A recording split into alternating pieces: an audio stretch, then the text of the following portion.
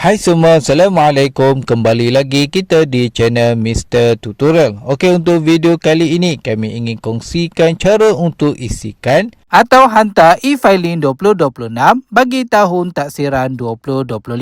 Semoga perkongsian kali ini memberi manfaat kepada semua, tetapi sebelum tu jangan lupa subscribe dan tekan button loceng sebagai tanda sokongan anda kepada kami.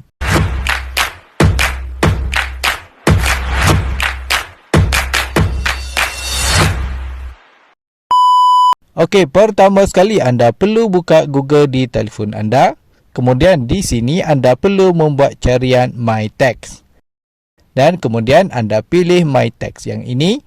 Kemudian akan keluar paparan halaman utama website MyTax hasil ini. So yang ini anda perlu lagi masuk ke akaun MyTax anda. So anda klik pada sila pilih jenis pengenalan anda di sini. Dan kemudian anda pilih kad pengenalan.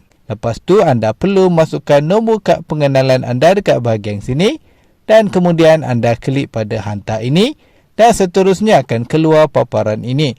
So dekat sini sila pastikan security word yang dipaparkan dekat bahagian sini adalah milik akaun MyTax anda. Jika dah betul, anda perlu masukkan kata laluan anda dekat bahagian sini. Lepas tu anda klik pada log masuk ini dan anda akan dibawa ke paparan utama akaun MyTax anda. So dekat sini anda boleh tengok dekat bahagian status borang e-filing bagi tahun taksiran untuk tahun 2025. Dia tulis dekat sini borang BE belum dihantarkan. So untuk isikan dan hantarkan borang BE untuk tahun 2025, anda klik di sini dan kemudian akan keluar paparan e-borang ini. So dekat bahagian bawah ini ada beberapa jenis borang. Okey. So untuk video kali ini kita akan kongsikan cara untuk isi dan hantarkan borang BE form ini. Borang BE ini perlu diisi bagi sesiapa yang makan gaji sahaja atau dengan kata lain tiada pendapatan dari perniagaan. Okey. So anda klik pada tahun taksiran ini dan anda pilih tahun 2025 dan kemudian akan keluar paparan borang nyata individu ini. So dekat bahagian sini ada 5 bahagian yang anda perlu isikan maklumat yang diminta. Okey, untuk bahagian pertama kita isikan maklumat profil individu ini. So dekat bahagian profil individu ini anda perlu semak nama anda, nombor pengenalan cukai anda dan nombor kad pengenalan anda. Lepas tu anda perlu kemaskini maklumat tarikh perkahwinan anda di sini. Okey, untuk bahagian jenis taksiran ini, yang ini saya cadangkan kepada anda untuk pilih jenis taksiran berasingan. Okey. Lepas tu anda scroll ke bawah dan anda perlu kemaskini maklumat pasangan anda dekat bahagian sini. Jika semua dah betul, anda perlu klik pada seterusnya ini dan kemudian akan keluar bahagian kedua iaitu bahagian profil lain ini. So dekat bahagian ini anda perlu semak nombor telefon, nombor majikan anda dan juga alamat email anda. Okey. Lepas tu, anda perlu kemaskini maklumat bahagian cukai ditanggung oleh majikan ini. Anda pilih ya atau tidak. Kemudian untuk bahagian pelupusan aset ini, anda boleh pilih ya jika anda ada jual aset pada tahun 2025. Jika tak ada, anda pilih tidak sahaja. Okey? Okey, yang paling penting dekat bahagian sini adalah kaedah pembayaran balik cukai ini. Sebab jika anda ada lebihan cukai, LHDN akan bayar semula kepada anda. So yang ini anda klik di sini dan anda boleh pilih pembayaran melalui akaun bank. Lepas tu anda perlu kemaskini maklumat bank anda dekat bahagian sini bagi membolehkan pihak LHDN bayar lebihan kepada anda. So anda perlu pilih bank dekat bahagian sini dan anda perlu masukkan nombor akaun bank anda dekat bahagian sini. Okey? Lepas tu anda scroll ke bawah dan anda perlu semak dan kemaskini maklumat alamat terkini anda dekat bahagian sini. Lepas tu untuk bahagian tuntutan insentif ini, jika anda ada terima apa-apa insentif yang termaktub dalam perenggan 127, anda boleh masukkan dekat bahagian sini. Jika tak ada, anda hanya perlu klik pada seterusnya ini dan kemudian akan keluar bahagian yang ketiga ini iaitu bahagian pendapatan berkanun ini. So anda perlu isikan kesemua maklumat pendapatan anda di sini mengikut borang AE ataupun BE form yang anda terima daripada syarikat anda. Okey?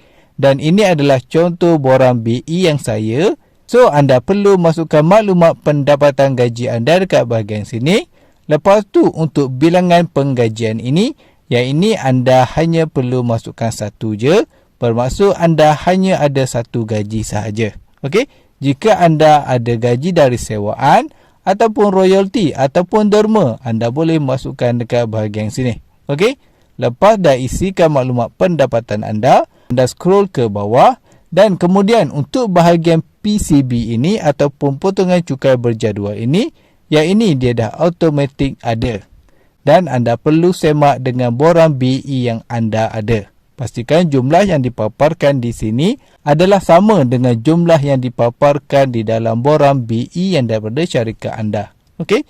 Seterusnya untuk bahagian pendapatan bukan penggajian ini, anda perlu kemaskini jika anda adalah.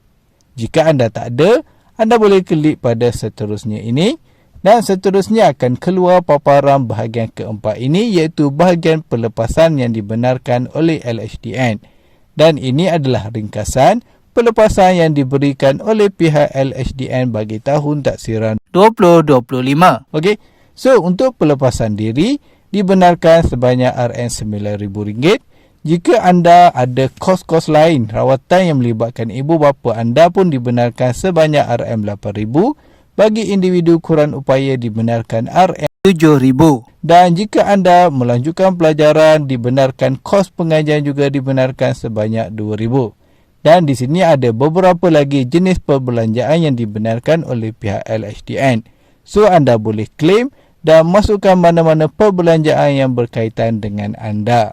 Seterusnya untuk pelepasan gaya hidup ini, yang ini agak menarik sebab jika anda ada beli telefon ataupun beli laptop ataupun anda ada melanggan internet yang mempunyai bil bulanan, bil tersebut mestilah atas nama anda boleh claim juga. Okey? Dan dibenarkan sebanyak RM2,000. Okey? Seterusnya untuk bahagian pelepasan anak ini, anda perlu masukkan maklumat anda. Anda klik di sini. Dan di paparan anak ini, anda perlu klik je pada bahagian kategori ini dan anda perlu pilih lingkaran umur anak anda. Dan anda perlu masukkan nama dan juga nombor kad pengenalan anak anda. Lepas tu, untuk bahagian maklumat potongan kelayakan ini, anda klik kelayakan ini dan anda perlu letakkan 100% kelayakan. Okey, lepas dah masukkan semua maklumat anak anda klik je pada simpan ini.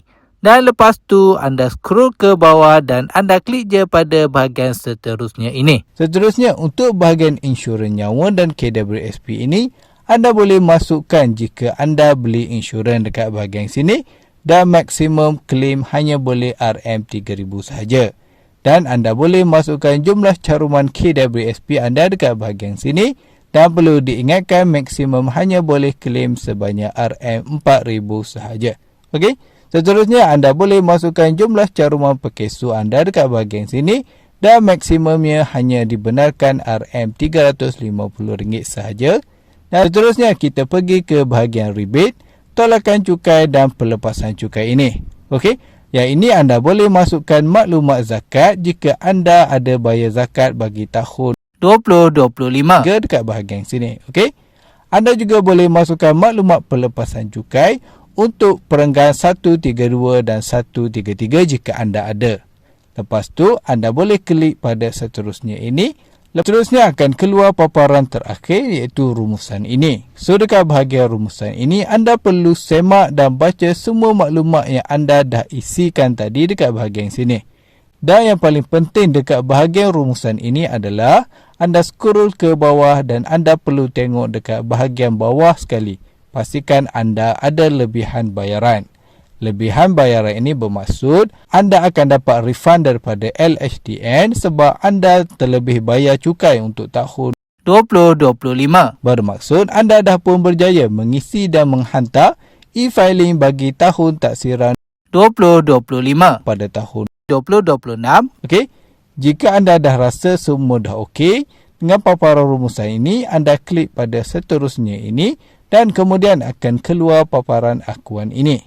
So dekat bahagian sini anda perlu buat perakuan yang anda telah mengemukakan maklumat yang benar dan tepat dan juga lengkap. So anda klik pada tanda tangan dan hantar ini dan akan keluar paparan tanda tangan ini. So dekat sini anda perlu masukkan nombor kad pengenalan anda. Lepas tu anda perlu masukkan kata laluan bagi akaun MyTax anda.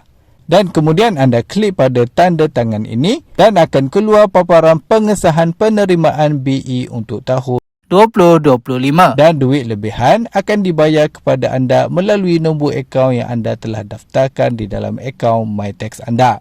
Senang kan? Jadi setakat ini saja perkongsian kami untuk kali ini. Jangan lupa subscribe dan tekan butang loceng sebagai tanda sokongan anda kepada kami. Jumpa lagi dalam next video. Assalamualaikum.